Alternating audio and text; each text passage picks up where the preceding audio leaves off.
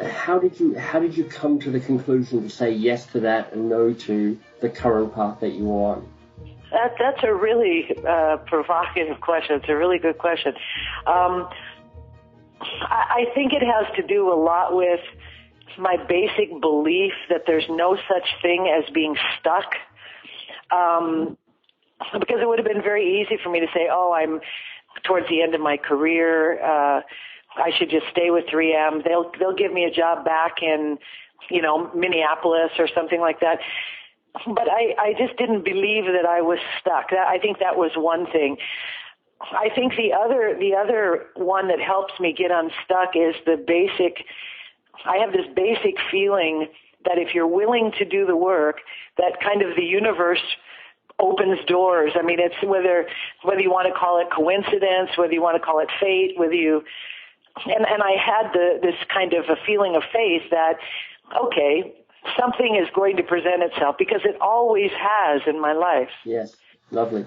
And that's what got me to do it. What you're saying reminds me of a quote, I think it's by Winston Churchill, and I'll almost certainly get this wrong, but he says something like, most people stumble over an opportunity, then hurry off as if nothing ever happened.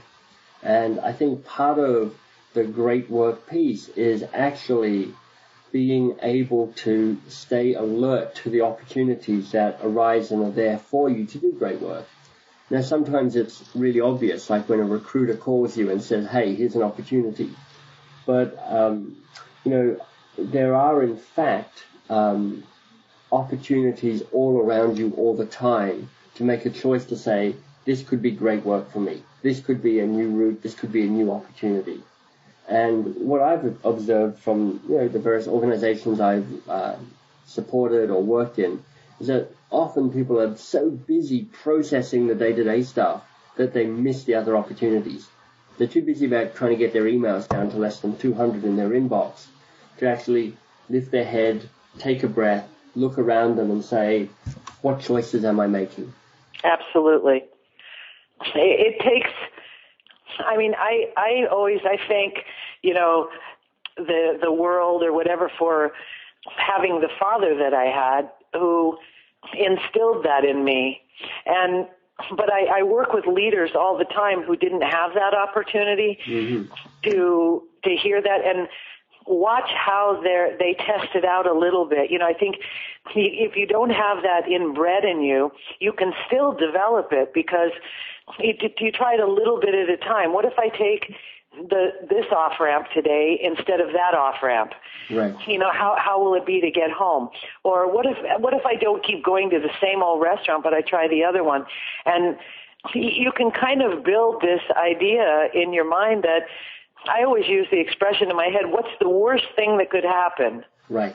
If I take this risk, like to go to Greece, what's the worst thing that could happen? I get back on a plane and I go back home. Right. And, I was talking to somebody else recently in one of these Find Your Great Work interviews, and he was talking about the process of catastrophization, where people will often be frozen, will be stuck by the process of actually imagining not just the worst that will happen, but much more than the worst that could possibly happen, and get frozen by that. It's absolutely. I lived with such a contrast in my youth that I had a father who believed anything was possible, and I had a mom, bless her, she was a sweetheart, but that believed that always the worst was going to happen. Right. So, it was this petrification, and she just passed away 6 months ago, and I was sitting there thinking, how sad the life was that out of fear, she didn't move. She was petrified. Mm-hmm. And quite frankly, we all sort of end up in the same place. Our life will end one day. And this is more my philosophy is, why not? Yes. One of my very favorite movies of all time is called Strictly Ballroom. It's an Australian movie by Baz Luhrmann. And there's a fantastic line in that where the heroine, the lead woman of the piece says, a life lived in fear is a life half lived. Absolutely. I think that's a very powerful thought.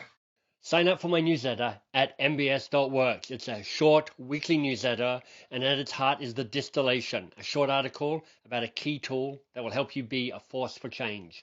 You can sign up at mbs.works.